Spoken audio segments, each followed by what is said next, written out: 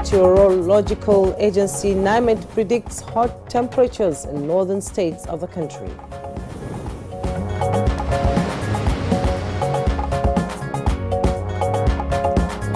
More sympathizers visit home of late Chief of General Staff Oladipo Dia.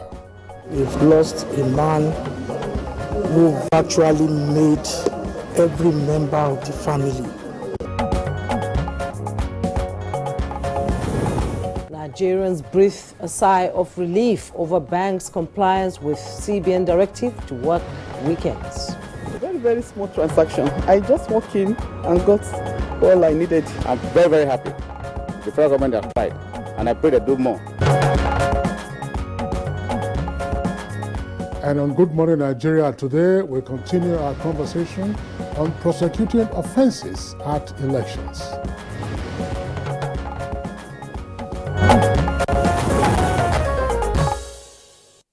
The 2023 general elections may have come and gone, and a few results still being awaited. But the degree of violence, voter suppression and intimidation, as well as wanton attack on persons and destruction of property in some parts of the country, leaves a sour taste about the nation's electoral process. Well, some persons may want to wish away the dimension of violence as part of our electoral process, but the generality of Nigerians do believe that impunity by some political actors who unleash thugs during elections will only continue when electoral offenders are not prosecuted and made to face the full weight of the law. Now, the Nigerian police force has already indicated that no fewer than 203 electoral offenders were arrested across 20 states of the Federation, and various firearms were recovered from political thugs during the just concluded general elections. In Kano alone, about 161 electoral offenders were arrested by the Kano State Police Command.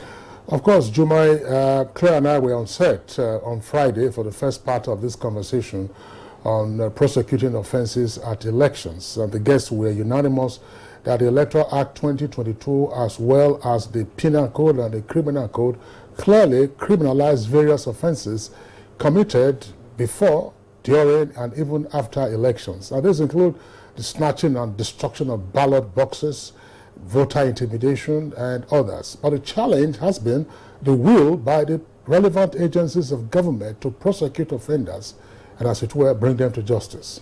Now, the Electoral Act under Section 145 empowers INEC to prosecute electoral offences, and besides INEC, the Office of the Attorney General of the Federation is also empowered under Section 174 of the Constitution to initiate, take over and continue with prosecution of electoral offences, and even the Nigerian Police Force under the Police Act.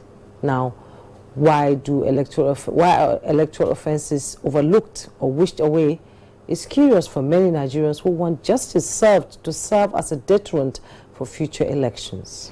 That's right, Jumaya. Just as you spoke about the powers of the Attorney General of the Federation, the states also have their respective Attorney General, and the same powers that the Attorney General of the Federation has over federal offences, state Attorney General also do have such powers over state offences, like murder, for instance, arson.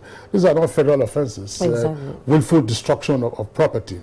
But our guests last Friday were emphatic that the electoral offences do disrupt the electoral process and prevent the electorate from exercising their franchise in some instances, and ultimately subvert the will of the people at the ballot. Now, this, of course, various stages of electioneering, we do know before, during that a number of offences are committed, and people will appear to get away with those offences. As we do know as well, no fewer than 21 persons are reported to have been killed in the course of the 2023 elections.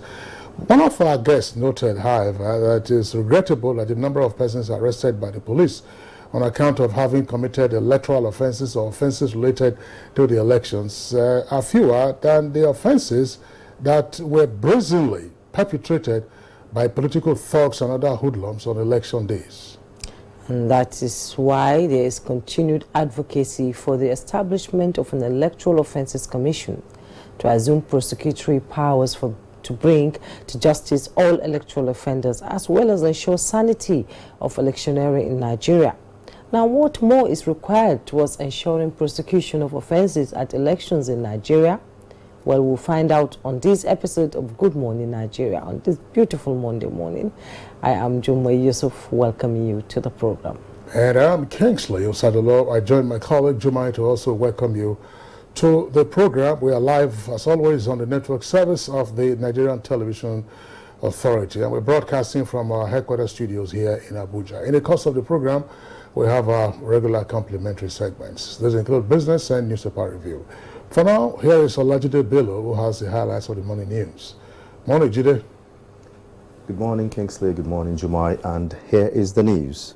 The Department of State Services and other security agencies have arrested criminal suspects in various locations in the country. In Kogi State, the DSS and other security agencies intercepted a 6-man suspected criminal gang along the Lokoja-Abuja road. In a statement, the DSS listed 1 pump-action rifle, 4 cartridges, 1 AK-47, empty shell, and the sum of 11,030 naira as exhibit recovered from the suspect. Similarly, the DSS has arrested a 20-year-old suspected notorious kidnapper at Puerto Village in Gombe local government area of Adamawa State in possession of an AK-47 rifle, 1 magazine, and 4 rounds of live ammunition. Another suspected gun runner was arrested along Kubwa Expressway in Abuja by the DSS operatives while on his way from Nasarawa State to deliver 432 rounds of caliber ammunition concealed in a 4-liter gallon of palm oil to bandits in Niger State. Meanwhile, another suspected arms carrier to bandits in Zamfara State has been apprehended by the DSS along Bukuru in just south local government area of Plateau State with 468 rounds of ammunition and the sum of 21,090 naira recovered from the suspects. All other suspects are in DSS custody and will be prosecuted accordingly. The Chief of Defense Staff General Lucky Rebo has identified lack of specialized training as part of challenges faced by the Operation Safe Corridor of the Nigerian Army to rehabilitate and reintegrate repentant Boko Haram terrorists. The defense chief was speaking during a lecture at the Edo State University, Uzarwe.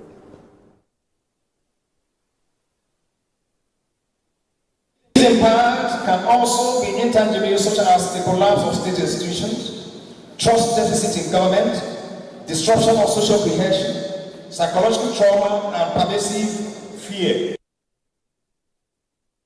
Sociological that weather temperature across the cities in Nigeria will rise above normal in the coming days. NIMET, in a statement released this Sunday, says temperature is expected to rise above 40 degrees in the next 48 hours. States that might experience the high temperature are parts of Kebbi, Sokoto, Zamfara, Taraba, and Adamawa, while most parts of the northern cities are expected to record temperatures between 35 to 40 degrees.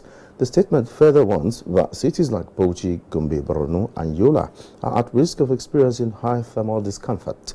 NIMET therefore advises people in these locations to drink a lot of fluid through this period to avoid dehydration. Mourners have continued to visit the Lagos residence of the former Chief of General Staff, late General Sonny Abacha, Lieutenant General Oladipo, following his demise yesterday. We've lost a man who virtually made every member of the family, myself inclusive. So it's a big loss to the entire Diaz family.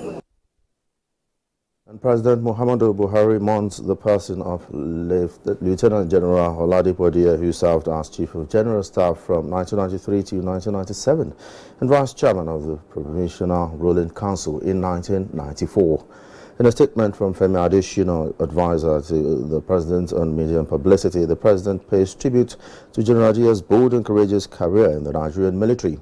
The President recalls that Dia was known for his brilliance, exceptional organizational skills, and discipline and loyalty to the country he cherished so much and fought gallantly for on the front lines to defend her unity.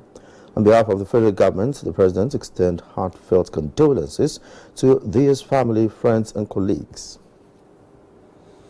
Directives by the CBN for commercial banks to open for operations on Saturday and Sunday has been described as a huge sigh of relief for FCT residents, as the days of hardship characterized by difficulty to access cash is now over.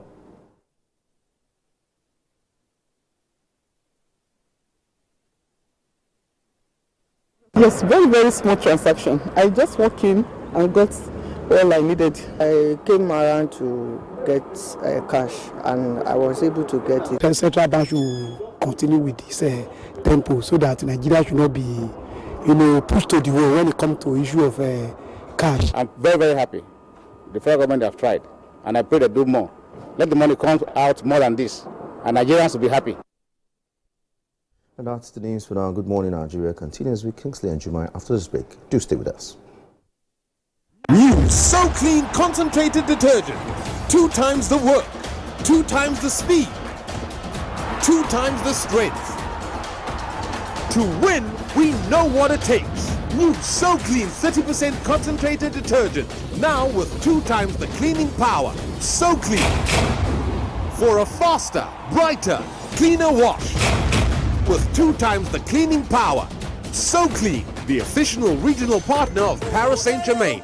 My son has always dreamt of being in the spotlight. That's why I give him Born Vita for everyday vitality that gives him the strength to pursue his dreams. Born Vita, strength to dream. Okay, I learned about the Jeep loan through Mrs. Umar, who is the desk officer in Calabar South of the National Orientation Agency. I registered through her. Thereafter, I was shortlisted. At first, when I heard about the program, I didn't believe it. I was thinking it was a scam because we've been hearing a thing of this and have been so rampant everywhere. But I was optimistic that it will come to reality. Before now, I was unable to own a stand. Before now, I was able to get few important ones, and that have been helping me to work, and at the same time make me own a stand where accessories are being sold. I thank the federal government for the program.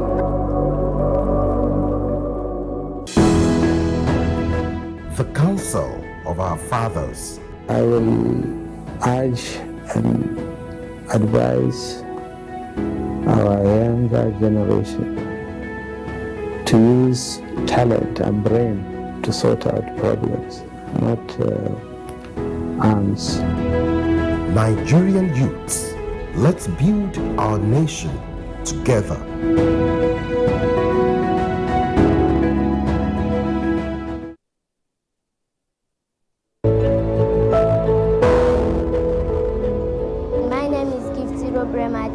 I am in Basic 2. I am from Oba Community Primary School 2. The people from Ubek, representative from the Abia State Government, headmistress and teachers from Oba Community Primary School 2, my fellow pupils, ladies and gentlemen, good day.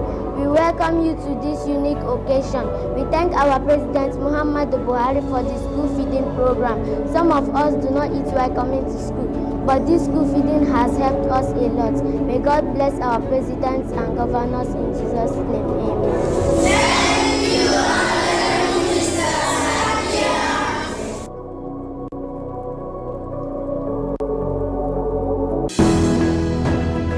The Council of Our Fathers.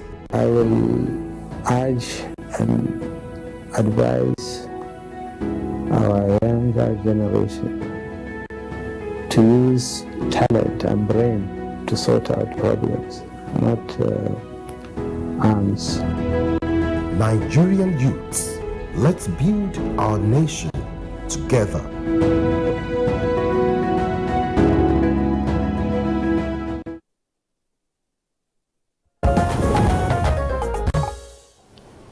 Still watching Good Morning Nigeria on the network service of the NTA. Business News is next with Comfort Amadou.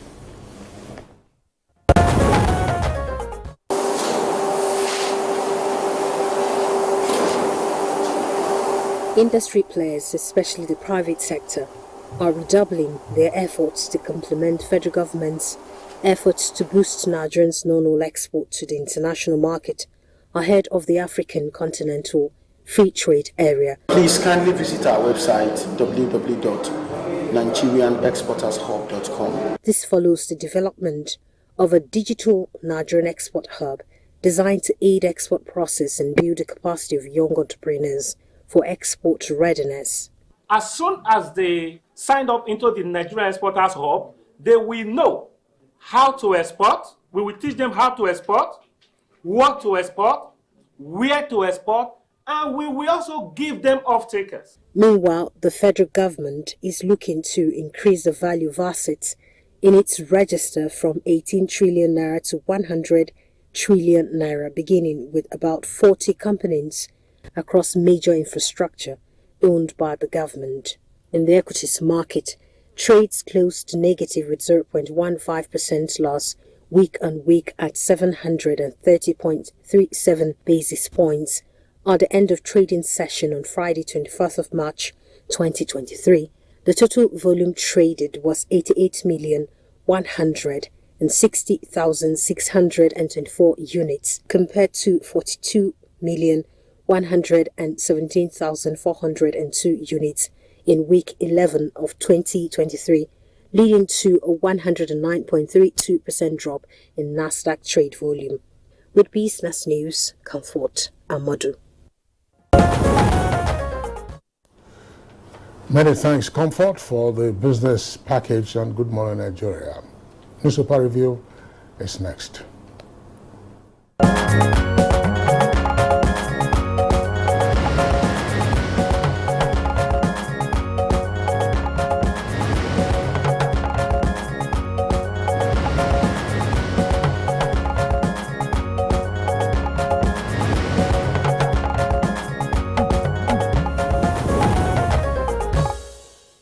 And our newspaper reviewer, Chukudi Okolu Baja, is seated in the studio. Good morning.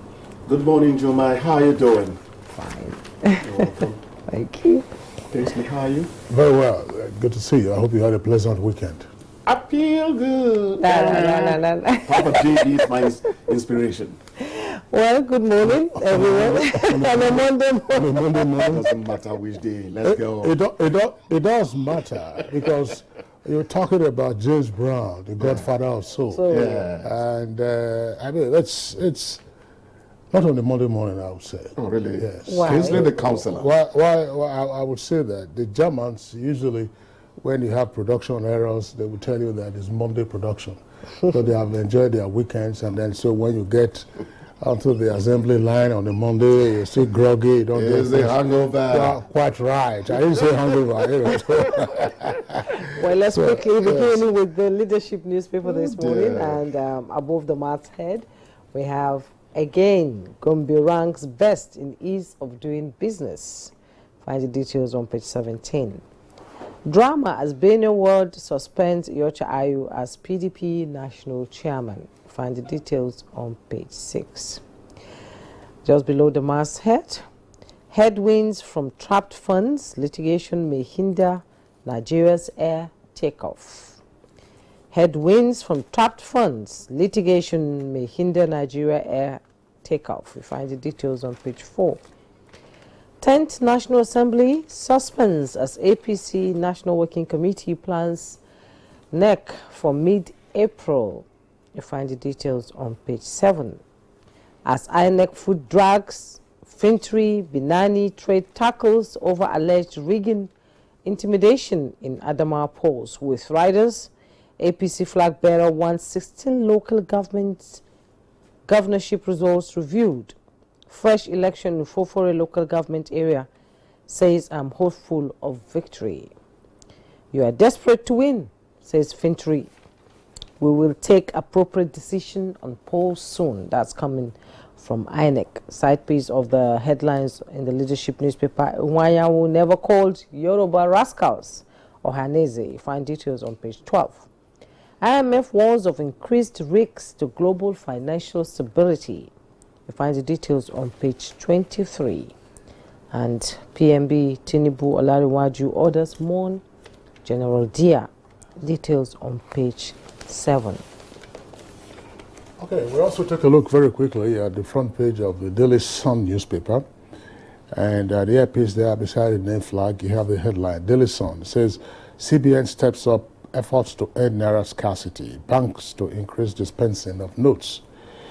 The lead story comes with a double-decker headline and 3 riders. UK places 10 Nigerians on visa watch list over ethnic profiling. Envoy says list still growing, insists chant of anti-Igbo slogan at polling units unacceptable. Wonders why APC didn't distance herself from Fani Kayode's utterances. Atiku Hayes, UK, says DSS must arrest ex-aviation minister for inciting comments. You have details of that on page 6. Address pains of Igbo. Osun monarch urges Tinubu. That's page 26. Anti-corruption conference asks Buhari to protect rule of law. And also here it says Iwanyan didn't refer to Yoruba as political rascals. That's attributed to Haneze. Election violence. Investigate governors and deputies or face legal action. Serap tells INEC. FEC, as Federal Executive Council, Buhari, Obasanjo, Jonathan, Tinubu, Kalu, governors, Mondia. Census. Federal government assures Nigerians of credible, acceptable exercise. More trouble for IU as NEC members back suspension by Benue PDP. Let's quickly go to the Punch newspaper, and above the masthead, PDP vows probe as Benue Ward suspends IU. Details on page 8. And UK to sanction 10 Nigerians. Envoy charges Fani Kayode. You find the details on page 16. Political rascals. Afenifere knocks Nwanyawu demands Ohanese's clarification. Details on page 16. And the headlines in the Punch newspaper, INEC votes 3 billion naira to fight electoral cases. With riders, APC, PDP, LP differ on Commission's litigation budget. Litigation costly, budget may not be enough. That's coming from senior lawyers. And the picture story you see there, Buhari, Obasanjo, Jonathan, others mourn as Dia dies at 78. At the bottom plate of the Punch, farmers, fishermen financed my campaign. Teacher who defeated Yobe speaker. You find the details on page 7. Police arrest 79 electoral offenders in Sokoto. Details on page 4. Ramadan, ex-governor donates 240 truck of foodstuffs group to feed 2,000 daily. You find the details on page 421. Over to you. Oh, thank you, Jumai. We don't start our news bulletin with obituary, but permit me to say adieu, great man. Buhari, Obasanjo, Jonathan, others mourn General Oladipo Dia, who passed away at 78 in the wee hours of Sunday morning. Something happened to us. Well, 78, that's 2 years shy of being called what? An octogenarian. I think so. May his soul rest in perfect peace. INEC votes 3 billion naira to fight electoral cases. APC, PDP, Labour Party differ on Commission's litigation budget. I wonder why they are interested in the Commission's litigation budget. Then senior lawyers are saying that litigation is costly and actually are wondering whether the budget would be enough. Can you imagine that? Now, you can imagine what 3 billion naira would do to our agricultural sector, I dare say. That's what the Commission is reportedly channeling into fighting election cases. One of us observed the other day that the sad thing is that it seems the courts are becoming the ones to decide who gets into an electable office rather than the voter. Is getting a bit out of hand, so to speak. And the Frenchman would say, quel dommage. That in English is, what a pity. But wait for it, ladies and gentlemen. Senior lawyers are saying the INEC litigation budget may not be enough. I don't know why Kingsley didn't go into advocacy. Juma, it's not too late for you to try your hand at it. I'm not going to say much on my side in terms of reading law because Kingsley called me Chooks the man as he was coming in. But the crux of the matter, on a serious note, is what we need to do to reduce post-election litigation to the barest minimum. We are talking about the INEC budget now. Who knows what the PDP, APC, and Labour Party are lining up in terms of the war chest, you know, to face, to tackle their litigation cases. And down to the real worry, the courts are practically drowning in a deluge of cases. How do they cope in the face of all this? That's $1 million I think question. it is something we should be a little bothered about. I thought the 2022 electoral law had done a lot to stop some of these, please permit me to use the word shenanigans, because these expenses we are throwing the way of litigation isn't helping our development as such. The money is going to go into the pockets of lawyers who are going to determine how to spend their money. But if it was money left in the coffers of the country, I would know that education, defense, or agriculture would be benefiting. So that's the point I'm making, you know. Yes, the other one I quickly want us to look at here is PDP vows probe as Benue Ward suspends party national chairman, that's Yocha Ayu. And there are feelers that the National Executive Committee of the party might actually be supporting the Benue Ward. That would spell problems for Ayu. But one would have thought that PDP would be concentrating on its post-election case rather than engage in these intra-party, issues. Anyway, it's the cup of tea, not mine, really. Exactly. Well, I just think that it's a little bit too late for the PDP to think of removing Ayu or maybe suspending him, because that was the crux of the problem with the G5 governors and the presidential candidate of the PDP, Atiku. That was the problem that they tried to resolve, but I think it's coming a bit too late. No, but they said that Ayu's case was going to be handled after the election. They did say that when they were in this brawl with Wike. Yeah. I know they said that. But I don't quite know the details of, what caused the suspension. So let's not speculate. We don't speculate on our job. No, we don't. What's Kingsley thinking? You're so quiet this morning. Well, I needed you to say what you want to say. Now, the truth of the matter, first on the cost of litigation. Litigation is expensive. It is. Worldwide, litigation is not cheap. And these are cases, particularly election cases, that are time-bound.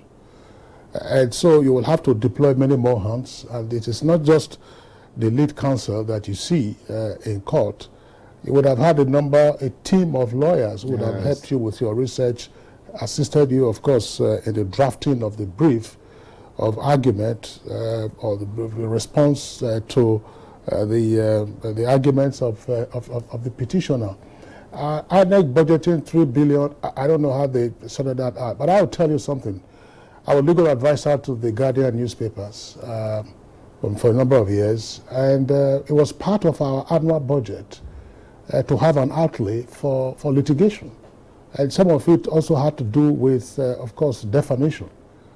Because libel could occur, you have a number of issues to deal with annually. You made a budget for that. You may not exhaust it, but at the same time, you would also be sure that you don't get into litigation. And one of the things that we tried to do, I've been under my watch as legal advisor, was to reduce to the barest minimum. I was succeeded in doing that, instances of litigation, which could arise from any part of the publication. Yes. It could be a news story, it could be a feature, it could be an opinion, it could be an advertisement. It's inevitable. It's inevitable. You can only reduce it. We You're diligent enough. We struck it down considerably. For instance, there's no editor who will have time to read everything that gets into a newspaper. That's true. Including the advertisements. It's the advert department that prepares that, and it's inserted, but it is the editor who signs the imprint. And nominally, he's a defendant in the litigation for defamation. Yes. So the paper, that's to say the publishers, the Guardian newspapers, for instance, or Guardian Press Limited, you mentioned the editor. I was also an editor, say Kingsley Osadolo, XYZ, and then, of course, the offender, that is the author of the offensive publication, if they can't reach him, they can still sue you. And I'll give you, this is the caution.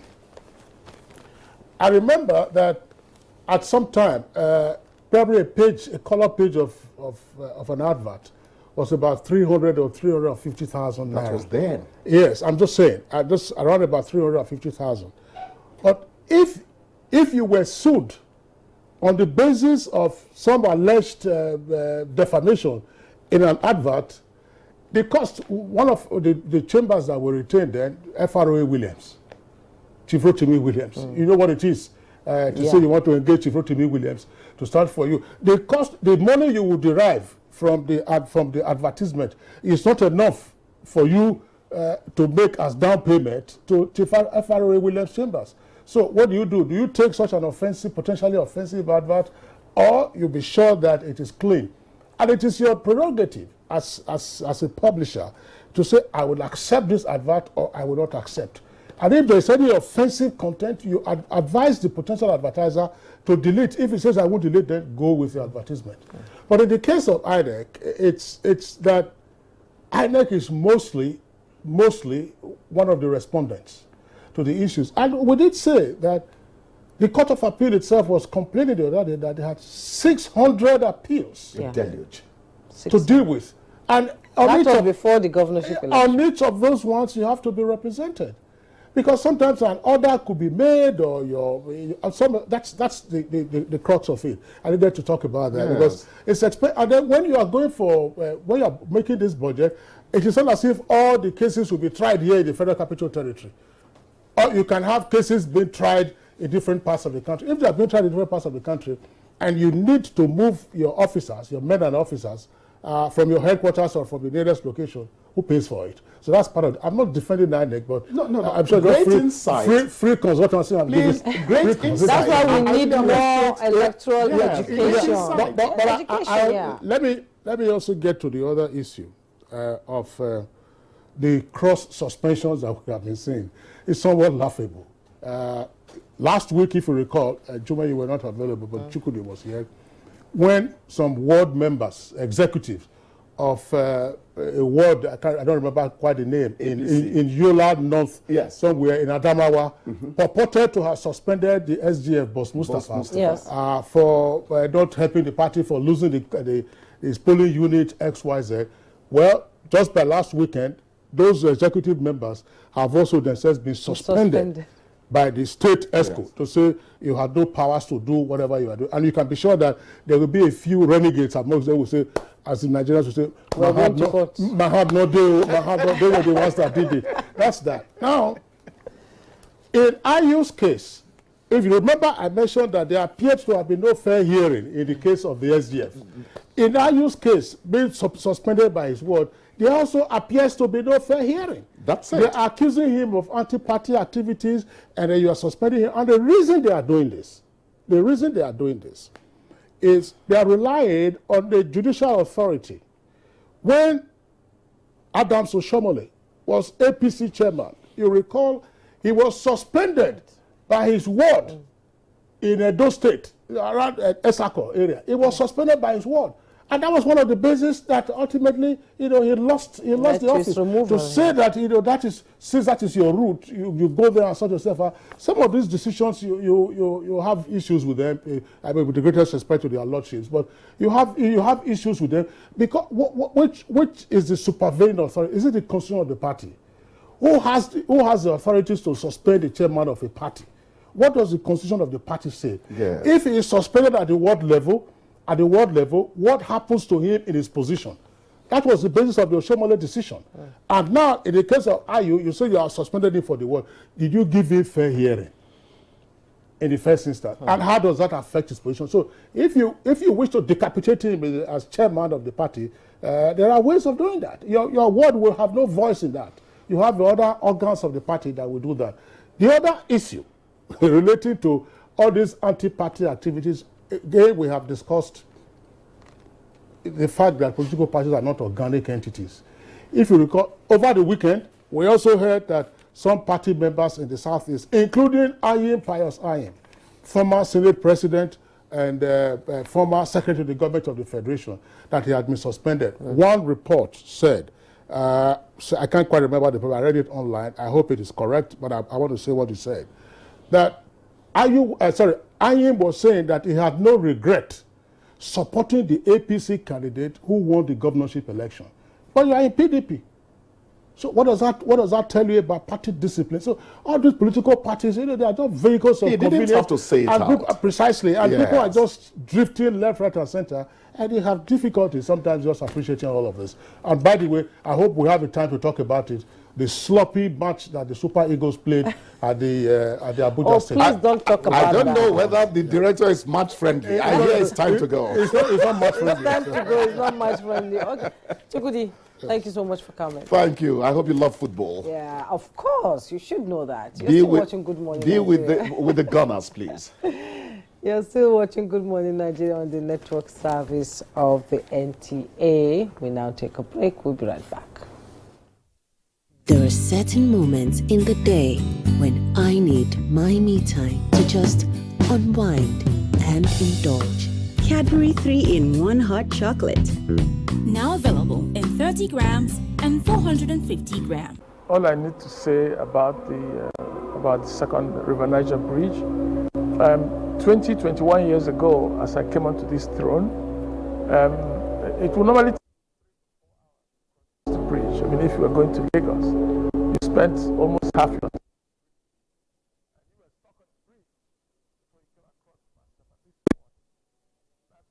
Imagine people of Onitsha.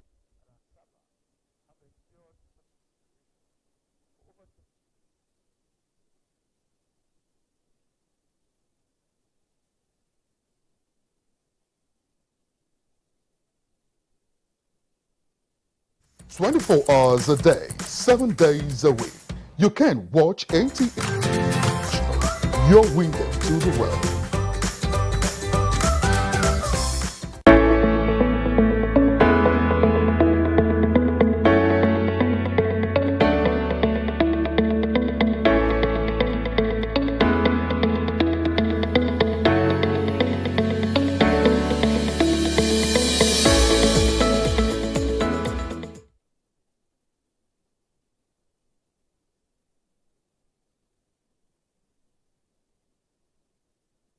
And unity.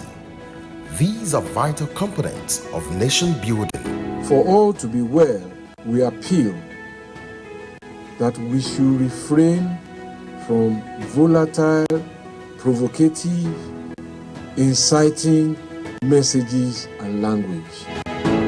Let's build and not destroy.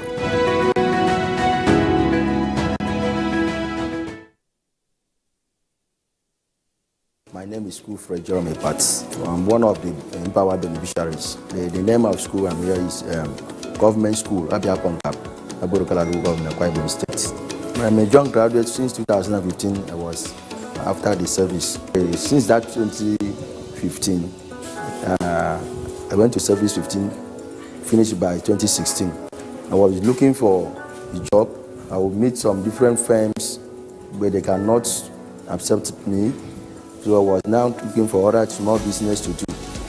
I just heard the information on net that the president is doing it to have 1 million youth to empower. It was online registration. After that, you upload everything through net.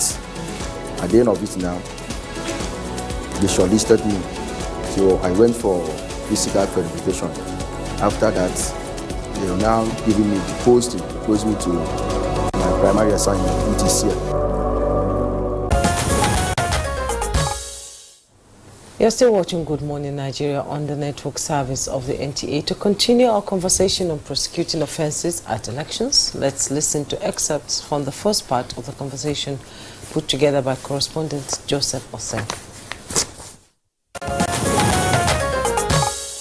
The Electoral Act on its own empowers INEC under Section 145 of the Act to prosecute electoral offences. Now, besides INEC prosecuting electoral offences, the Attorney General's Office, also under Section 174 of the Constitution, can also initiate takeover and continue prosecutions. Likewise, state governments too can do same via their attorney generals.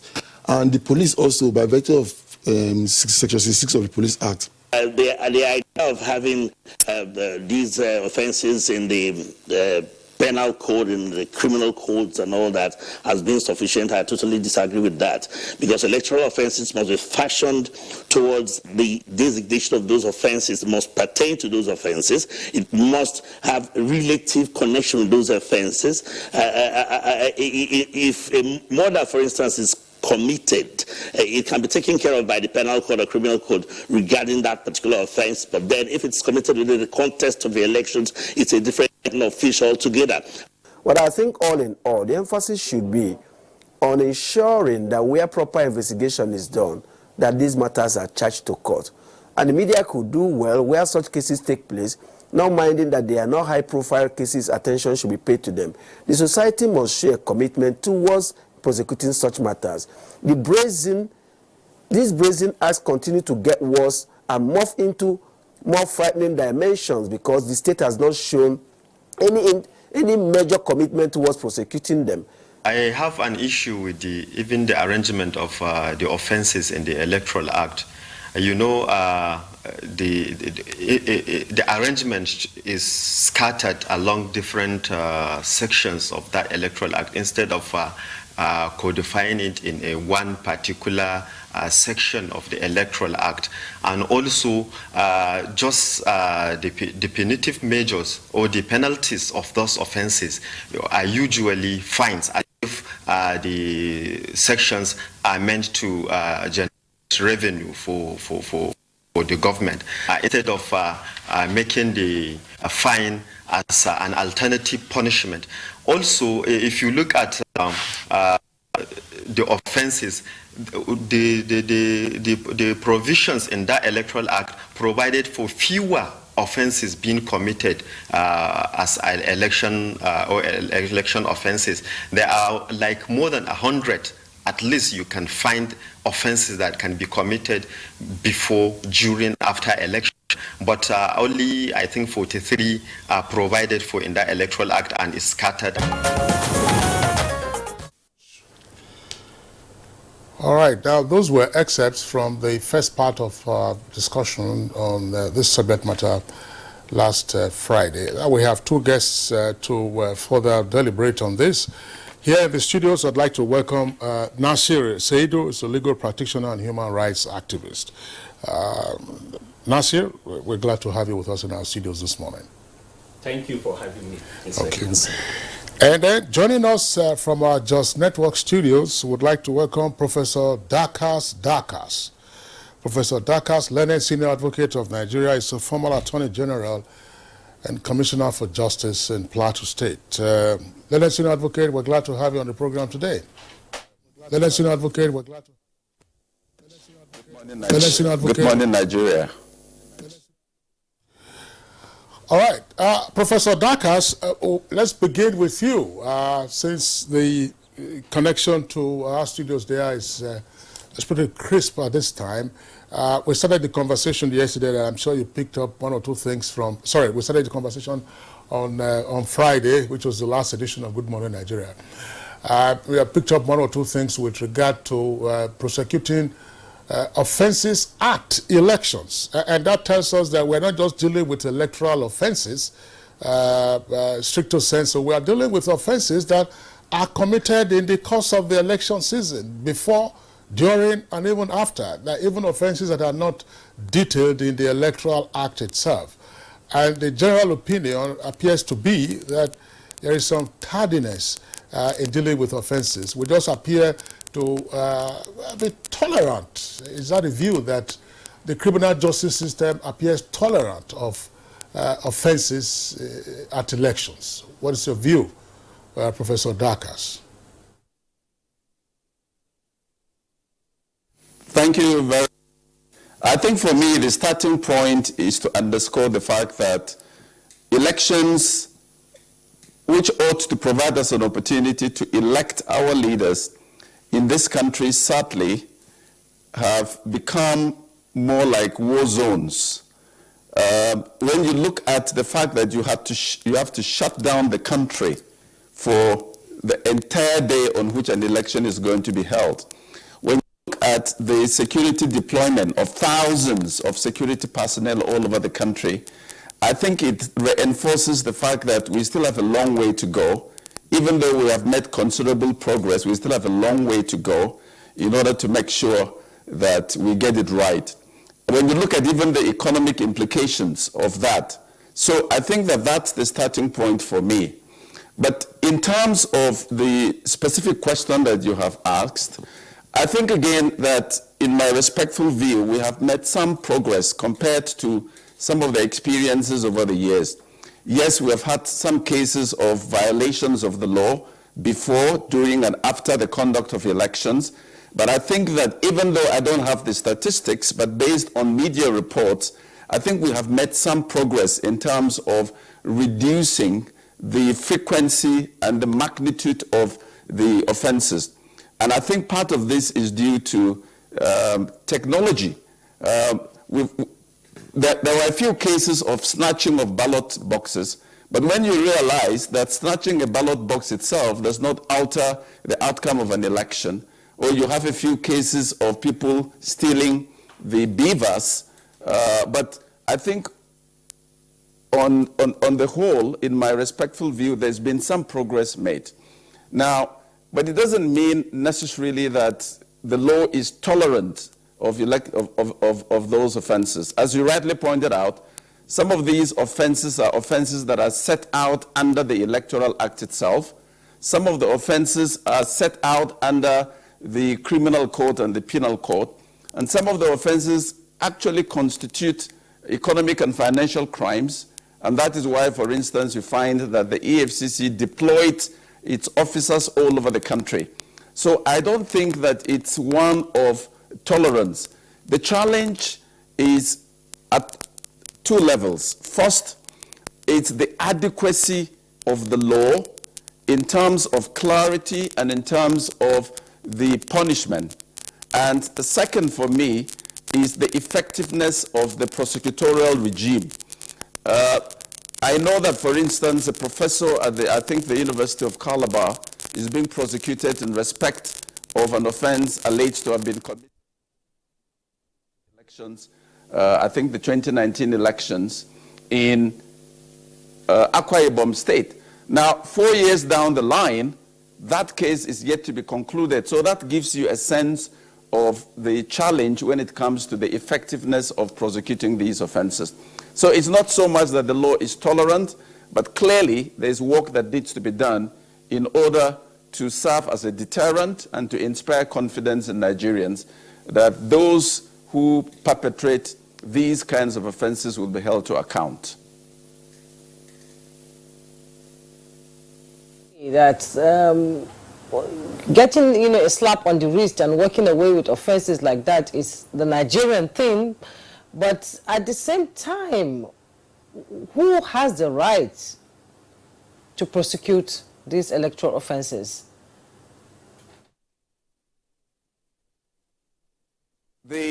Under the law, first, officers of the Independent National Electoral Commission, officers of their legal department, are competent to prosecute these offenses, but the law also empowers the Independent National Electoral Commission to appoint legal practitioners that are not necessarily officers of the commission.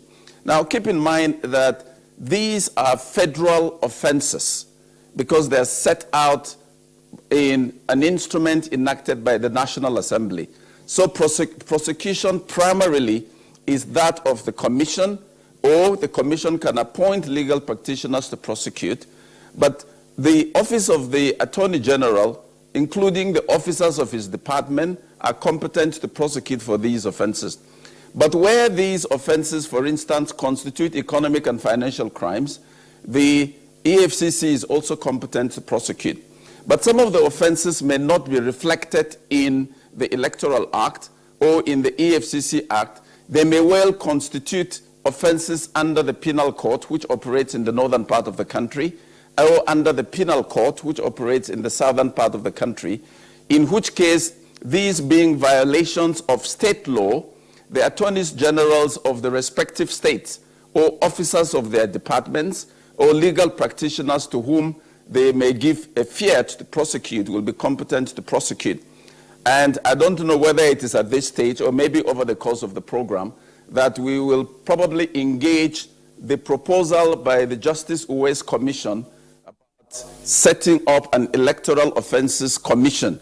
If I don't know whether we can engage this at the moment or over the course of the program, because that will help us to put in context some of the challenges that we grapple with and what we need to do going forward. Professor Dakas, thank you very much for your comments.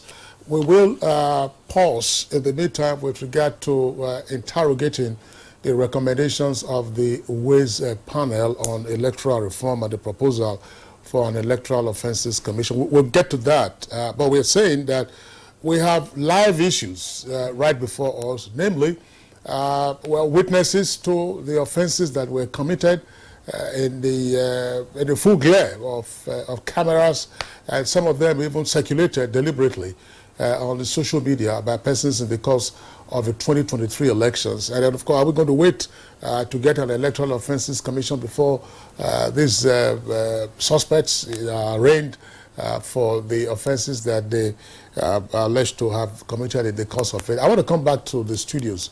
Here I'm bringing Nasir Saidu. Nasir Saidu, you listened to Professor Dakas' explanation, of course, very well noted. But and he did say, in response to my question, is the criminal justice system too lenient, as it were, to offenders at elections?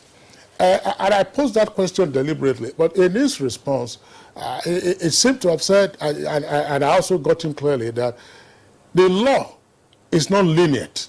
It's not too lenient to electoral offenders, which is fine on paper.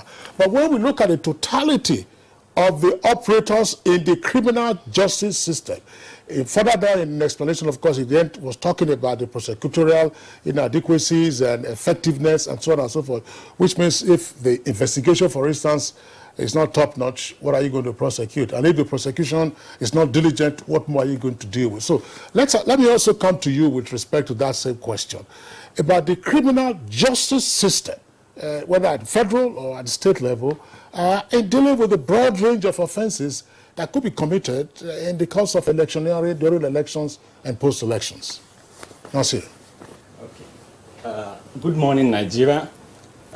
In the beginning, I think I will start by saying, why are we discussing prosecution of electoral offenses now? We are discussing for two reasons. Number one, the institutions that are established by law to prevent the commission of the crimes are not living up to their responsibilities. If the institutions established and funded by law are living up to their responsibilities by first of all preventing the crimes and then detecting, affording proper investigation for the crime, I'm sure maybe we will be discussing something else. Because if the crime is prevented, if the crime is not committed, I think we would not have been talking about prosecuting the crimes. So the starting point is, why are we where we are? We are where we are because the institutions established by law to prevent crimes are not living up to their responsibilities. And what are those institutions? First of all, the institutions that the law established to prevent crime, the law established the Nigerian police. And their primary responsibilities include the preventions and detections of crime, maintaining of law and order, and enforcement of all existing laws. Now, Electoral Act is one of those laws that police are expected to enforce. The Act has defined many electoral offenses, starting from the registration of voters. These are offenses that are committed before the actual election. It is always the starting point. At the registration stage, you will find out many offenses are being committed. One of them is multiple registration. Let's take back to 2002. In 2002, there was a data from the INEC. INEC submitted a list of about 700 multiple registrants to the police. Those names that were submitted up to date, we don't know where are those names. We expect, as we have seen EFCC deploying their staffs during elections, we expect to see Nigerian police also at all stages of election where a crime is expected to be committed. We expect to see Nigerian police deploying their personnel there so that the crime will be prevented in order to avoid discussing prosecution. Because if the crime is prevented, we wouldn't have been discussing about prosecution. So the starting point as far as this issue is concerned is we have a failure from the police institution to live up to their responsibility in the first place to detect the crime. Then coming back to the issue as to whether the laws are lenient or are tolerant to the electoral offenses, I will say no. And the reason is simple. The laws, particularly the Electoral Act, has codified several offenses from pre-election stage, ranging from voting up to the stage of snatching of ballot papers, wrongful imposition of candidate, and many other offenses, including requirement for secrecy of voting, which we have seen even the President of the Federal Republic, Nigeria, live displaying his ballot paper after voting, which is clearly against the law. So if the police and the other agencies like media are living up to their responsibility first by enlightening the people of those various offenses that the law has said to be an offense, I think we wouldn't have been talking of prosecution. And if the people are also well educated about the various acts that constitute offense under the Electoral Act, I think maybe we would have minimized the issue of prosecution. This is on the one side. Then coming back to, as far as our laws are concerned, our laws has made adequate provisions regarding those offenses. Therefore, our laws are not lenient to those offenses. What is the problem is human attitude toward those laws. How are we approaching and applying those laws? Are the police that are meant to prevent the commissions of those crimes, are they living up to their responsibilities? As you have rightly said, we have seen videos in circulation. One of them is from Bauchi State, and I think I saw that there were police standing by. They were watching a money being shared to voters. Do you need to be told that this is an offense? Police is employed and paid so that he will perform the functions imposed on him by law. And they have failed. I have seen IG given instruction prior to the elections. But if I may come in, the police have always said when they arrest these people and take them, hand them over to the courts, charge them to the courts, they walk away. Let me ask this question. Since from 1999 to date, we have data of number of arrests made in connection with electoral offenses. Starting from 2002. In 2002, Human Rights Monitor published that about 700, INEC, not Human Rights Monitor, published that about 700,000 multiple registrants were submitted to the police for investigations. Have we seen the investigation? In 2012, Human Rights Monitor published that about 294 persons were arrested in connection with electoral offenses. Out of that 294, about 24 were prosecuted and punished accordingly, while the rest, about 7 of them were discharged after the process of law, and the rest, the proceedings is still ongoing. I think why we are there is simple. We cannot say the law is absolutely lenient, but I think there is a need to, just like the way Electoral Act has made adequate provisions for the pre-election handling of pre-election cases, there is need for definite timing for the initiation and completion of cases relating to electoral offences, unless and until we have that law and available manpower to ensure that those offenders are punished and dealt with within a limited period of time, we will never get it right. And the people will continue to tell us the institutions that are responsible to promoting the rule of law are in one way part and parcel of causing all these problems. Okay, Nasir, Soedu, thank you very much for the points that you have raised. But I want you to also be cognizant of certain developments that we've had under our electoral system, under our electioneering process. One,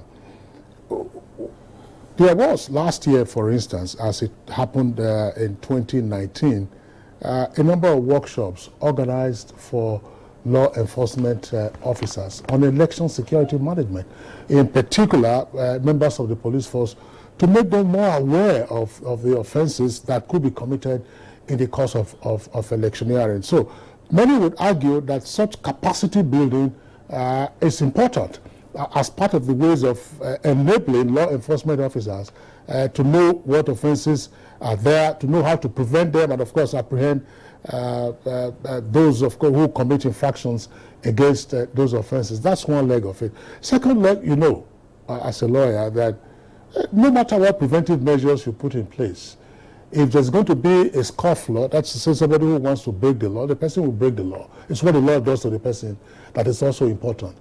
In terms also of prevention and deployment of personnel, I'm just wondering, I don't think I had previously heard in any election cycle, general election, that the EFCC had deployed its personnel out there on the field. But in 2023, on the basis of what we saw in the off-season elections in Ekiti, for instance, in Anambra, in Edo, in Osun, about vote buying and the audacity with which people went about it, the EFCC decided to deploy its personnel throughout the various states of the Federation, in the National Assembly and presidential election, as well as in the governorship election. In fact, in one of those cases in Kaduna, EFCC officials were attacked, and I think one or two of them got hospitalized.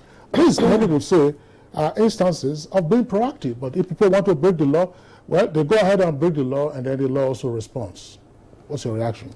Yes, you see, first of all, let me commend the effort by the chairman of the EFCC. It's quite commendable, because you don't have to wait till a crime is committed before you act.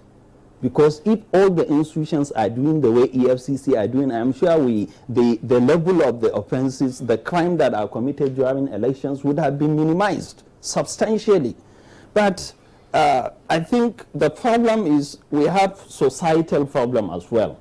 Our attitude toward election is like a do or die appears. We have a belief that, and the reason is simple, because when you get into the power, you have access to public funds. And you will use the same public funds to sustain this kind of criminalities. And there is therefore urgent need. First of all, our society needs to be responsible and responsive to law. Because when I have seen the instances where EFCC were attacked, these are responsible gentlemen that are there, that are deployed to ensure that voters are not induced. And the same voters now partake, maybe supporters of a particular party, political party, partook in attacking those EFCC. And why is this happening? Because there is no enough manpower to assist the EFCC, or even the police are not adequate there to assist the EFCC in ensuring that they have discharged their duties, and also in ensuring that those people that are responsible for that illegalities are arrested. Most of, anybody that participates in election, he knows how these processes are done. If you are witnessing, if you are in a polling unit, you will see people moving around trying to induce voters. But I think it is high time now we should deploy technologies. While INEC is deploying smart card reader for election only, we need sophisticated technologies that will be able to capture incidences that is happening around the polling units, so that even after election, if we don't have enough manpower at the time of the election to arrest or to stop those illegalities, after the elections, we can use those information to detect, eventually arrest, and make sure that those people are prosecuted, so that that kind of offenses will be left on board. Well, most people say that it is the foot soldiers that are arrested most of the time. The sponsors of these electoral offenses are in the shadows. Unless they are hit, unless they are arrested, electoral offenses cannot stop. This is another area that I think the law needs to come in. We need to develop the law so that there will be a kind of responsibility, extension of responsibility. In our criminal law, crime is personal. You cannot hold another person for the offense committed by another person. Most of those political actors are standing by, but they are the beneficiaries of those illegalities. Like what we have seen on the media, on the video from Bauchi State particularly, where a commissioner, I can't say a commissioner because I'm not sure of his status, but what I have seen people are portraying, a commissioner is sharing money to the people, urging them to be truthful and vote for their party in the presence of the police. Now, we know who are the eventual beneficiaries of those electoral atrocities. Now, how will the law come in here? Is first of all to create a responsibility or a consequence that would affect the direct outcome of the election.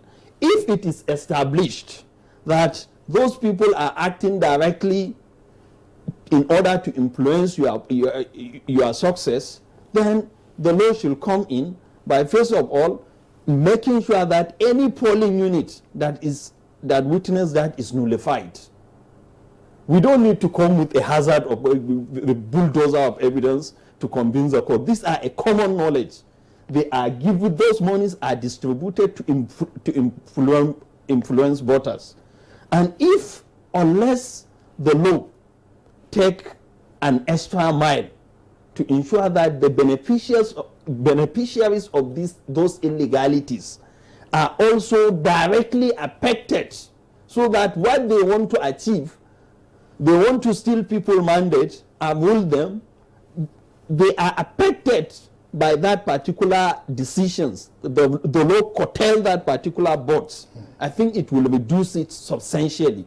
But at the same time, we are not unaware of the fact that when you are challenging election petition, especially, there are corrupt practices. And the law is very stringent on that. You have to prove it beyond reasonable doubt. And when you, whatever steps you have taken, behind establishing it beyond reasonable doubt, you have to establish that it has substantially affected the outcome of the election before it can make any impact as to the decisions, the success or otherwise of the beneficiary of that illegality. And this is one of the cause to worry, because our electoral law needs to further strengthen itself by ensuring that those kind of illegalities are the beneficiaries of those illegalities are adversely affected in the overall result.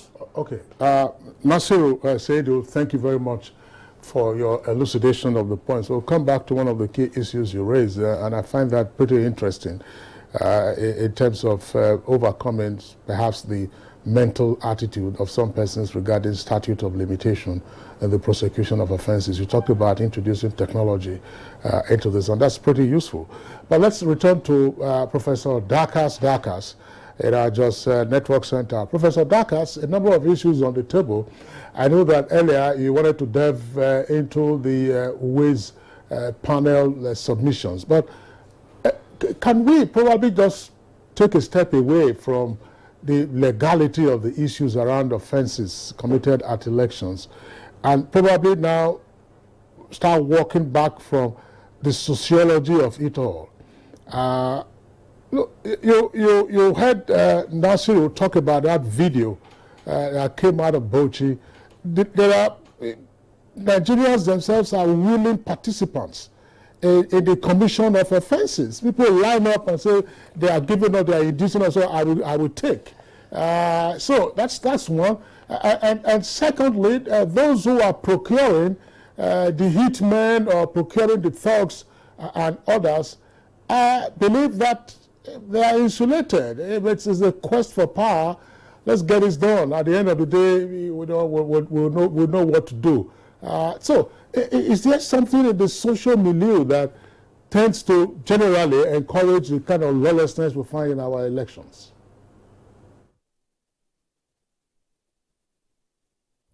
Thank you very much. Let me start with the second leg of your question, which is about the fact that the tendency is for the law enforcement agencies to just arrest the foot soldiers, and the sponsors of these crimes, often in the shadows, don't get to be arrested and prosecuted. And if that persists, then we're essentially just scratching the surface. It means that we're essentially just treating the symptom. Because at the end of the day, very many of these foot soldiers are sponsored. And there are a range of mechanisms through which you can hold them to account if you can establish indeed that they have committed or they have sponsored the commission of those offenses. For instance, if you procure someone to commit an offense, the fact that you have not yourself pulled the trigger does not insulate you from responsibility. There are, for instance, offenses that have to deal with procuring or sponsoring the commission of offenses that have to do with conspiracy, and so on and so forth. For as long as we do not go beyond the symptom, unless we get to the root of the matter, then you will find that these individuals who, as Nasir pointed out, are ultimately the beneficiaries of these criminalities, will then continue to allow crimes to fester, and impunity then sets in. People then commit offenses confident in the knowledge that no one holds them to account. And the challenge with that is that there is then no deterrence. So it is important that while it is the proper thing to do to arrest the foot soldiers, part of the investigation needs to get to the individuals that sponsor these crimes and ultimately benefit from these crimes. Now, in terms of the second part of your question regarding the sociological dimension, you find, as we saw during some of the elections over the course of the various elections we have had, situations where the offenses are actually committed in the full glare, not only of the public, but also of the law enforcement officials. That video, I don't know exactly where that took place. Some said it was in Bauchi, some said it took place elsewhere. But here you were, clearly you could see police officers standing there. Probably these were police officers attached to the individual that was perpetrating these vote buying. And yet, this individual, it became normal. And the challenge is that if we begin to normalize criminality, then we're entering a very dangerous terrain. But we need to also realize the fact that very many of the individuals that have made up their minds to go to the polling units and to line up are people that sadly, you have to look at the financial standing of these individuals. And so many of these individuals probably proceed on the premise that, well, this is our opportunity to get something, because when the elected officials get into office, they insulate themselves, they barricade themselves, and people are not able to access them. And what you then expect by way of the dividends of democracy are not forthcoming. So many of these individuals are driven by their economic plight to then be seen to be normalizing what is clearly a criminal act. But I think that we need to understand the fact that, yes, you may have a number of these challenges, but at the end of the day, you get pittance from these politicians, and at the end of the day, you have 4 or more years of misery. So there's a great deal of political conscientization that needs to take place, but we clearly also need to improve the economic fortunes of Nigerians. Otherwise, we will end up blaming the victims.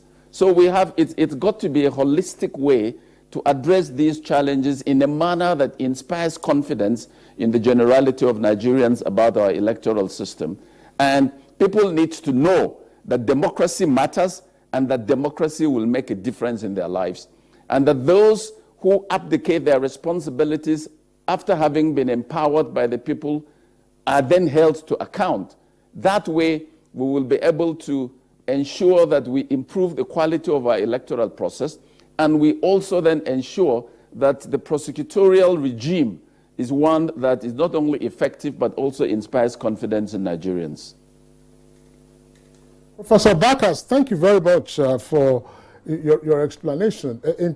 Juma, both guests have talked about the video that went viral of an alleged commissioner or a purported commissioner inducing voters or probably... There was also a video of I think, of a local government chairman destroying electoral materials. That's the point. That's the point. Electoral materials. And you had police standing precisely. there. So these are the kind of issues. Because we saw that video. I saw it personally. The gentleman opened the ballot box, which itself is an offense, and then took out the ballot papers.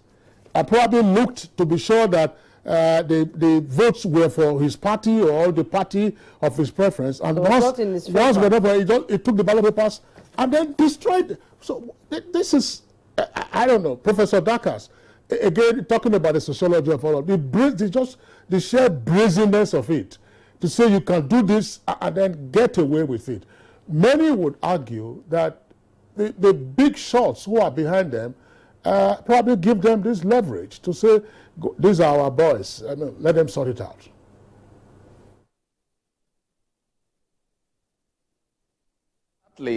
That's the perception that is then created. But where you find this clearly perpetrated with impunity, and this is the point that we need to underscore. You know, one of the things about punishment in the criminal justice system is the element of deterrent. But if people are not held to account, if even in the face of the evidence, Nasiri spoke earlier about the fact that the law enforcement agents may not be living up to their responsibilities in a number of cases.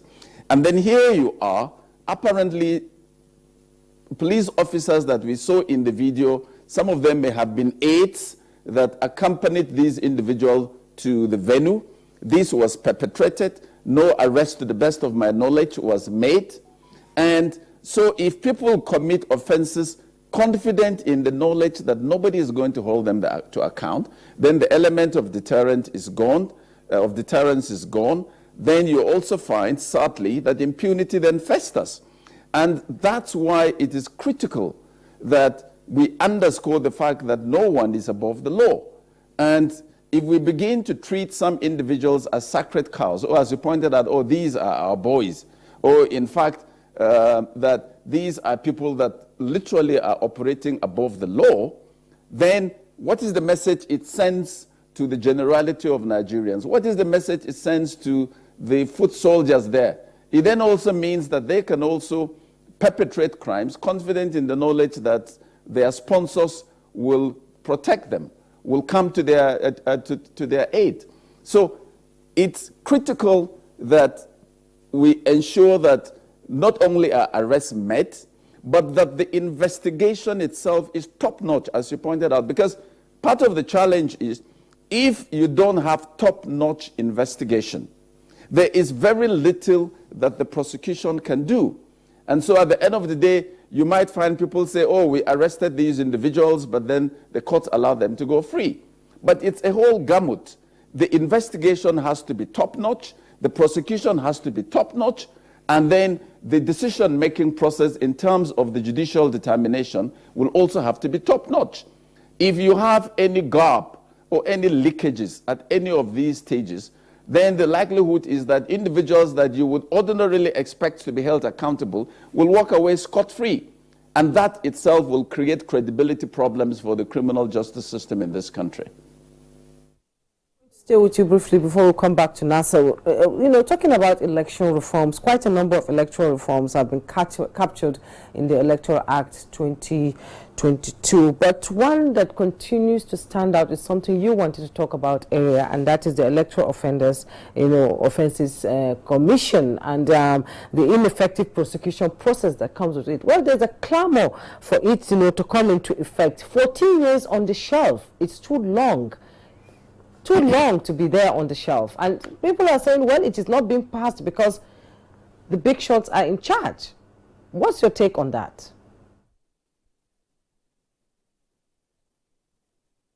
Thank you very much. You will recall that in the aftermath of one of the elections that we had, and we had a great deal of post-election violence, the federal government set up the commission that was headed by a retired Chief Justice of Nigeria, Justice Muhammad Uwais. And amongst the proposals made by that committee was the proposal for the establishment of an Electoral Offences Commission. And that proposal was born out of the fact that the manpower to prosecute these offences apparently is not there. And then you then find that the longer these offenses continue, the more, again, impunity sets in, because then people are not being held to account. And so one of the major proposals was for an Electoral Offences Commission. And this, several years down the line, has not been put in place. Now, I think that we need to be careful about just setting up institutions or bodies and throwing them at the problem. Remember that we're also in a country where the report of the Orosanya Committee clearly underscores the need to prune down, to right-size the number of bodies that have been established by law out there. And because this also has profound implications for the cost of governance, it is important for me that we are very careful about just establishing institutions, because if you establish institutions and they are themselves not properly funded, then that itself creates complications. So my own view is that we need to be careful about just throwing institutions at problems. Unless those institutions are properly staffed, unless they are properly funded, unless they are effective, otherwise at the end of the day it becomes very counterproductive. And I think that that proposal needs to be appreciated against the backdrop of the Orosanya report. However, as I pointed out earlier, the Electoral Act says that INEC can appoint private legal practitioners to prosecute. Why is that not an option that should be explored? The Attorney General, whether of the state or of the federal government, can also grant fiat to private legal practitioners to prosecute.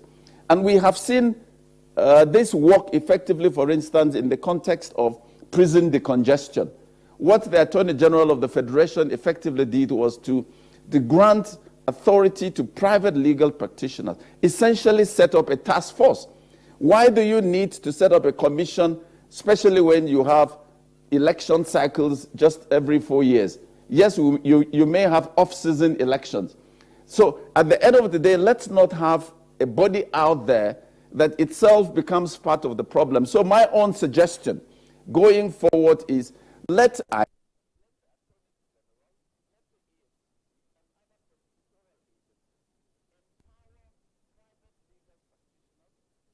a task force, especially during the election seasons, so these matters are over and done with. And under the Administration of Criminal Justice Act and the Administration of Criminal Justice Law of some states, there is provision for handling proceedings on a day-by-day basis.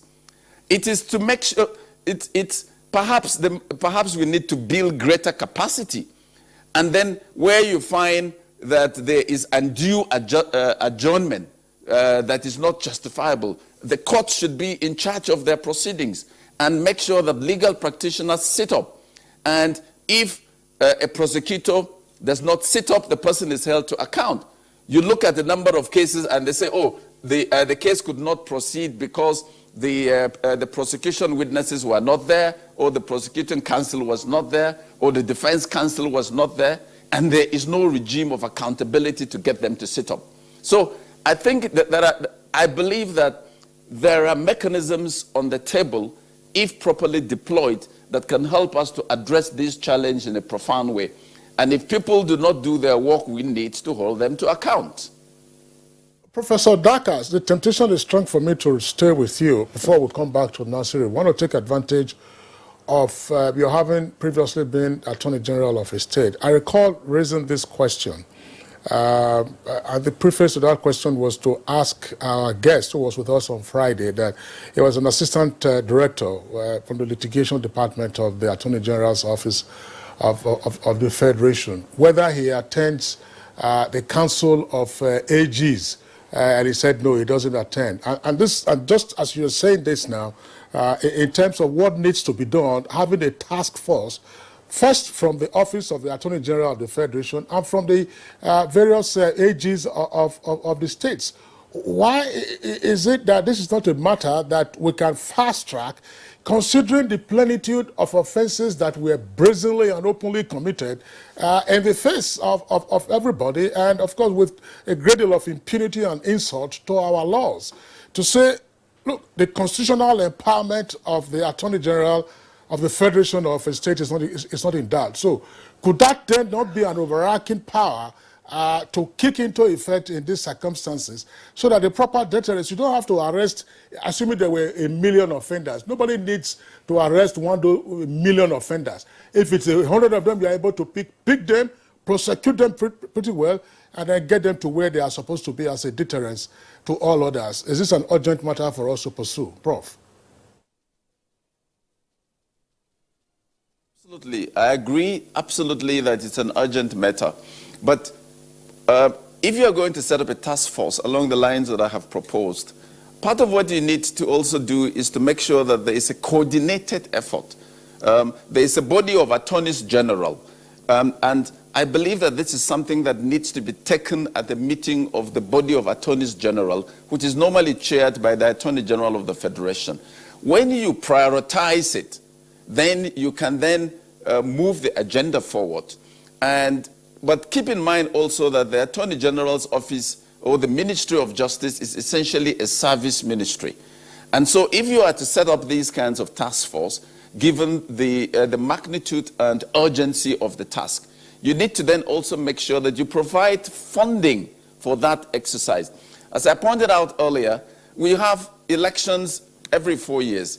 It shouldn't take more than 4 years to prosecute these individuals. I gave the example of that professor, I think from the University of Calabar, that is alleged to have perpetrated an electoral offense in the course of the conduct of the elections in Akwa Ibom in 2019.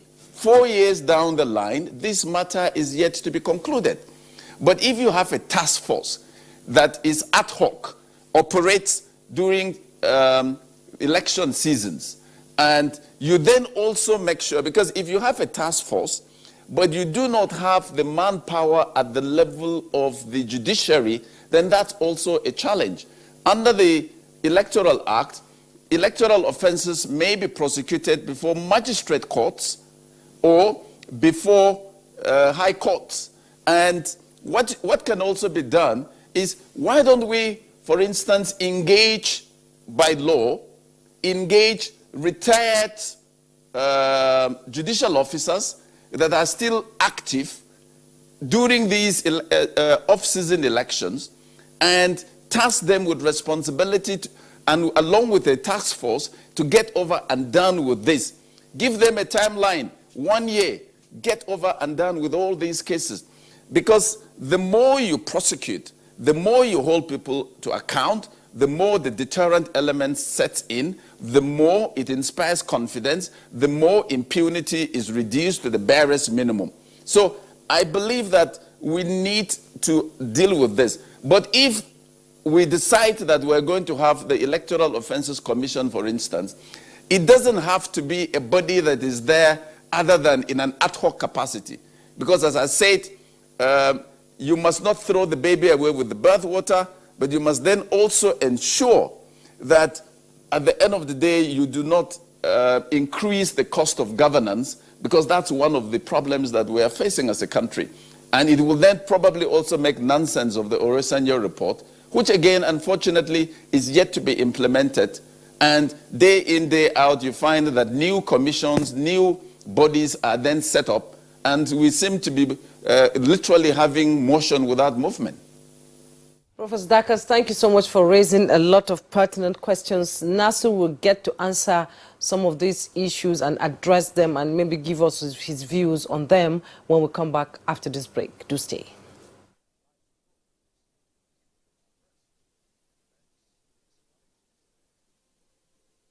My name is Mary Jolet and I am from Ogun State, but I'm based in Lagos. I've just recently taken a trip to Ibadan, and in returning I decided to take the train. So I said, I'm not so sure, but I'm willing to try. We thank God that the commencement of this present administration, railway was at a very, very low ebb. And when they came, they took the bull by the horn. And I'm really happy that I tried. This was probably the most seamless journey I've had since I've been in Nigeria. For example, the train left on time. I was not expecting it to leave on time. 8 a.m., we were on the move. I think it's an amazing alternative to being on the road, especially with just the traffic. It's quite intense, there's insecurity, and it would be amazing to see the government invest a bit more into more trains going into other cities and states. It would really free up the congestion that takes place on the road and leisure type of experience within Nigeria. REFARM is the umbrella association of the over 12 million Nigerian rice farmers. Through the administration of good and quality extension services, the Nigerian rice farmer has imbibed good agronomic practices, as a result of which the average yield per hectare, which used to be 1 ton as at 2015, is today 5 metric tons. This has resulted to the increase of the national production from 3 million per annum to 9 million tons per annum. As a result of this, today Nigeria is the largest producer of rice in Africa. Since the beginning of 2015, or the beginning of Ankobora program, Nigeria has officially not imported any rice into the country. All these successes could not have been achieved without the political will of Mr. President.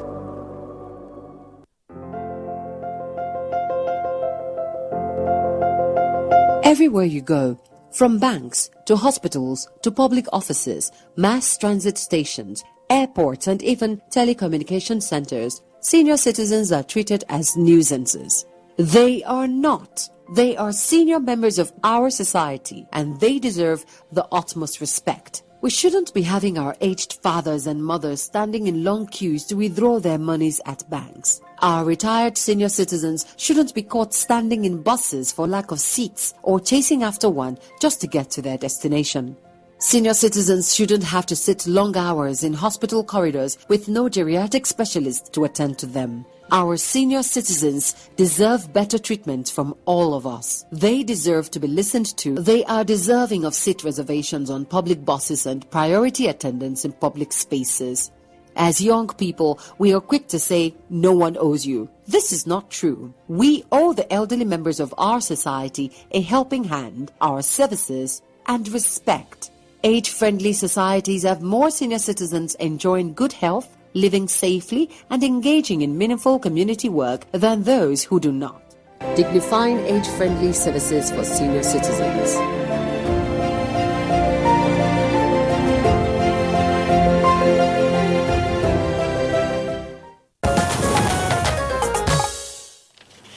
You're welcome back, and this is still Good Morning Nigeria. We're talking about prosecuting electoral offences in Nigeria. Nasir, you listened to Professor Dakas, and while we were off on the break, we were talking about some issues here. You know, these offences and multiplicity of commissions out there, it can be quite overwhelming, and the police are quite overwhelmed, if I might say that, because can you tell us the number of prosecutors they have in the police force that can prosecute all these electoral offences?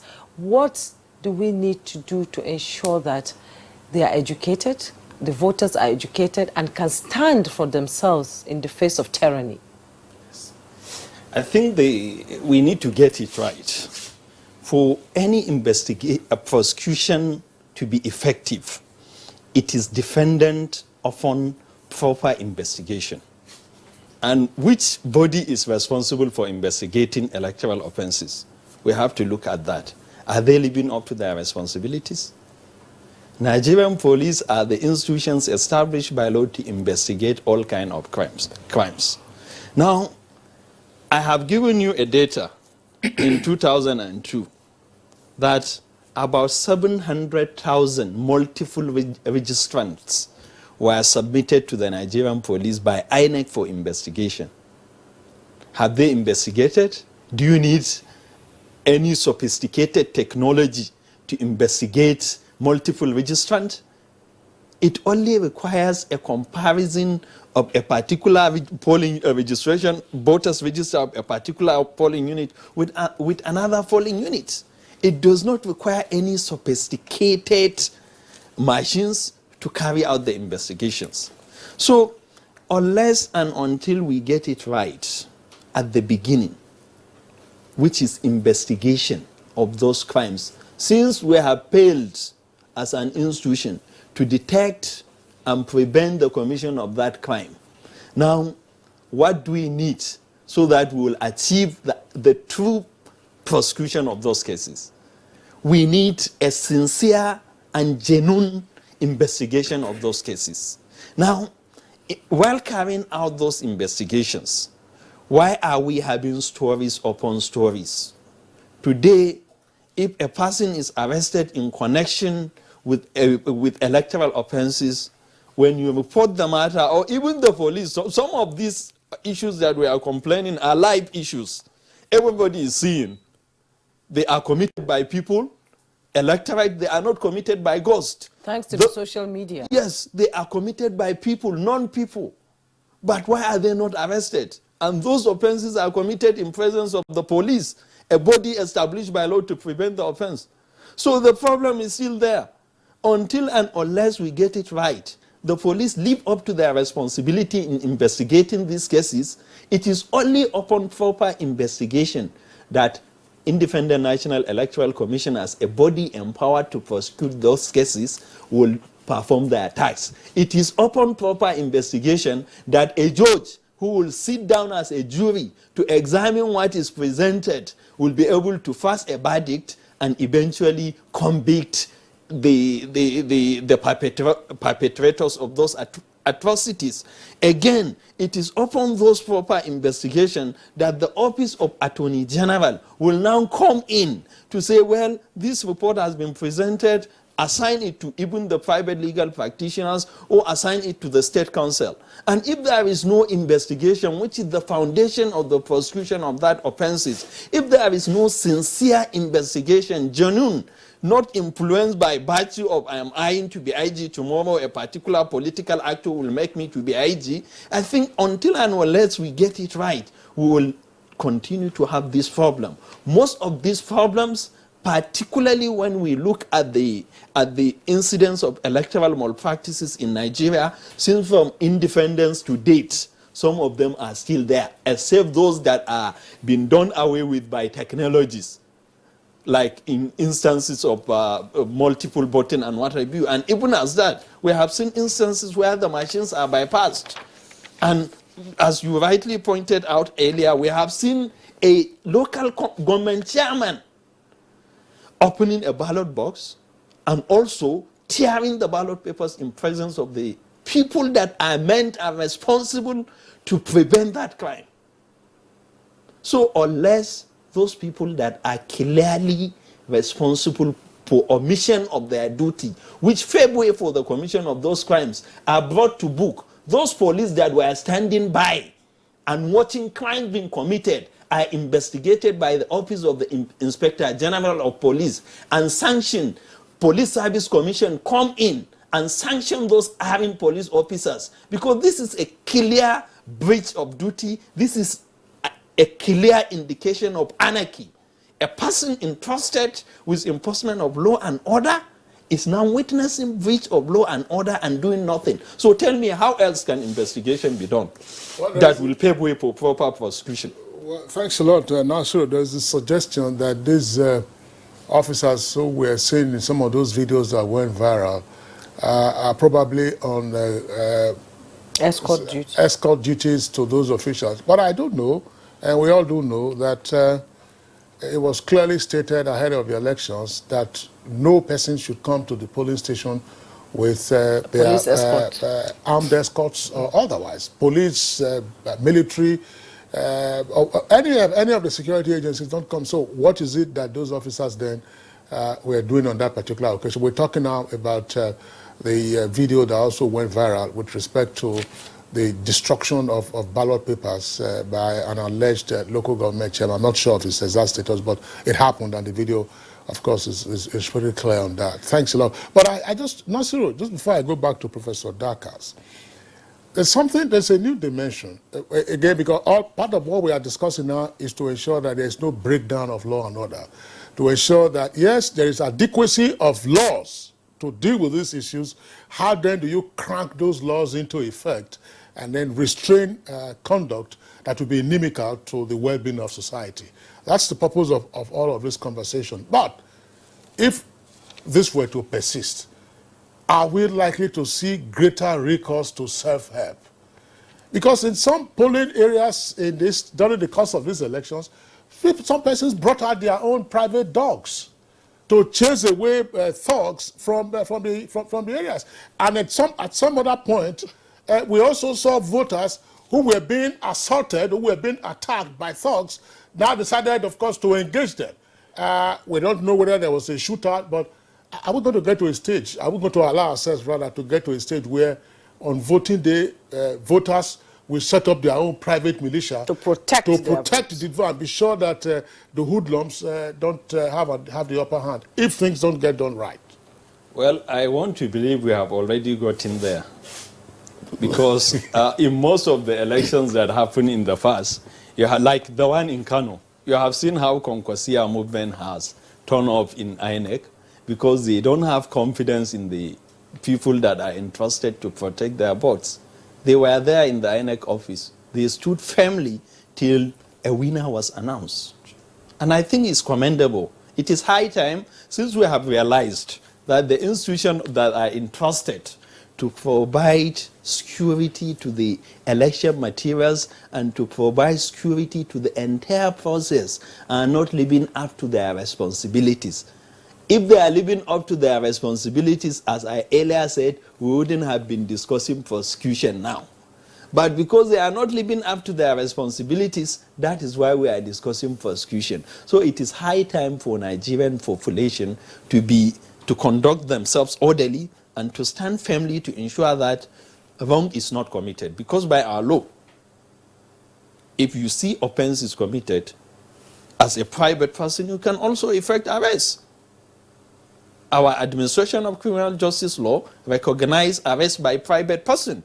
So it is high time we need to sensitize our people about those particular leverages that empower them to come in order to complement the effort of the state apparatus that are already in place but are unable to live up to their responsibilities. And I think if we will be doing that, we will be able to at least restore confidence. Those perpetrators who are in positions of powers, or those sponsoring people, those perpetrators that are being sponsored by those who determine who will be the Inspector General of Police, or those who will be the Commissioner of Police, will also now realize that people are now ready to stand firmly and ensure that proper thing is done.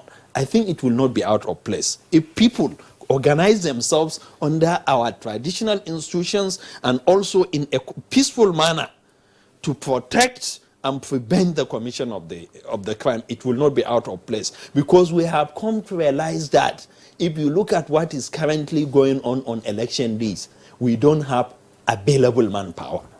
You will find out that in most of the polling units, only one police or armed police officer is deployed to accompany election to accompany election materials. So do you expect one police officer to be able to detect, arrest, prevent crime at the same time?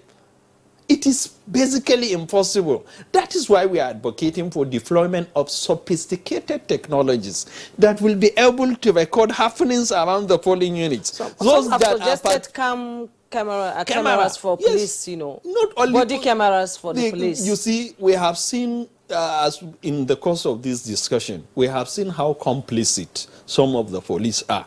So it is, INEC is a body responsible for conducting election, and they are meant to ensure that elections are free, fair, and credible.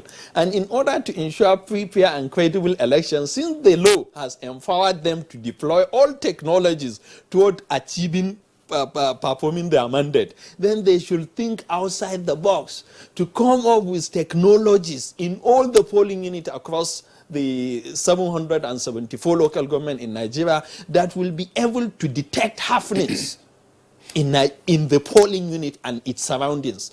If we do that, since our manpower is not adequate, we will be able to arrest some of these situations. Some of these anomalies, if they are recorded, those people that are in power, if they leave power, the society will ensure that those people are prosecuted. Unless we get it right, we will continue to have this problem. The issue of substitution of candidate by political parties has come to stay. We have seen it now. It is an issue in the past and it is still going on. So also wrongful imposition of candidate by political parties. We have seen instances like that in the cases of Ahmed Lawan, the Senate president, when obviously a person has contested for a position of a president under the APC, and again under I would call mysterious circumstance, he again come and was enforced. His name was sent by the political party. This is a clear case of offense. You submit a false information, knowing fully that this person has not participated in the election. But your lordships, the justice of the Supreme Court, heard otherwise. Well, you see, the Supreme Court is a policy court. They have looked into the aspects submitted and presented by the lawyer, which is a technical justice. We always say judgment of the court should be based on substantial justice. Let's look at some of these incidences that are always happening in the political parties contest, whereby a primaries will be conducted and somebody will say a particular candidate that participated, won the election, will now come and depose to an affidavit before the court to say that this particular candidate has withdrawn from the election. And then the same person is telling the court, I have not withdrawn, bear affidavit. And after findings by the court will say, yes, this person has not withdrawn. Now, and we expect the court to go beyond that so that sanity will be restored in the society, because what was committed in the course of that proceedings, offenses were committed. Which include perjury. So the recommendations at the end of the judgment, we should also accommodate recommendation that this particular person that did A and B and filed affidavit on oath, he committed offense of perjury. We recommend that this particular person be prosecuted by the police. Until we start to get judgment with that senses, I think we may not get it right. Nasir, I want to pause you. Yes. Because we're getting pressed for time. I want to go back to Professor Dakas, so that Professor Dakas, let's try our attempt to tie up what could be a loose end in all the brilliant submissions that you both have made today, as well as our guests in the first part of this conversation on Friday. And it is as follows. Let us assume that the appropriate authorities made the arrest that they were supposed to make, conducted their investigation, developed their case files, that's the proofs of evidence that they needed, and diligent prosecution went on. And then, of course, they went to the courts, and the courts also found guilty these persons who committed electoral offenses. Let's look at perhaps some of the more serious felonies that have been committed, whether in the course of the elections or election day or otherwise, take, for instance, murder and all that. And the principal offenders under Section 7 are all nailed, as it were. Now, from your previous experience as Attorney General of a state, we do know that prerogative is a wide latitude. And there have been instances in the past where the prerogative of mercy, after all said and done, after the trial and conviction and sentencing, the prerogative of mercy comes in to pardon, as it were, some of these criminal elements on the basis, again, that they are our boys. How do we prevent that? Thank you very much. As you rightly pointed out, the president and the governors have considerable latitude. But the other point is that, and drawing from my experience as a former Attorney General, I know that in my state, I have the responsibility as Attorney General to chair the Committee on the Prerogative of Mercy. And it is that committee then that makes a recommendation to the governor. At the federal level, it is even at a higher level because the Council of States, which is a very high-profile body, needs to be consulted by Mr. President before the grant of the prerogative of mercy. So if at the level of the National Council of State, and if you look at the composition of the National Council of State, one would imagine that the President would need to make a compelling case before he receives a positive advice from the National Council of State on the prerogative of mercy. And I would imagine that any Attorney General worth his salt and any committee on the prerogative of mercy worth its salt should be in a position to dispassionately look at the facts and the law and offer the kind of advice that is required. And people should also have the courage of their convictions. If as Attorney General, I have the courage of my convictions to say no, I find, for instance, there's an attempt to manipulate the process to advance a political interest, I should be able to say no. So it's also a function of the law, but also a function of the individuals with responsibility for enforcing the law. And as Attorney General, I know that over the time that I served as Attorney General, I didn't have a situation where I pandered to the whims and caprices of the Chief Executive.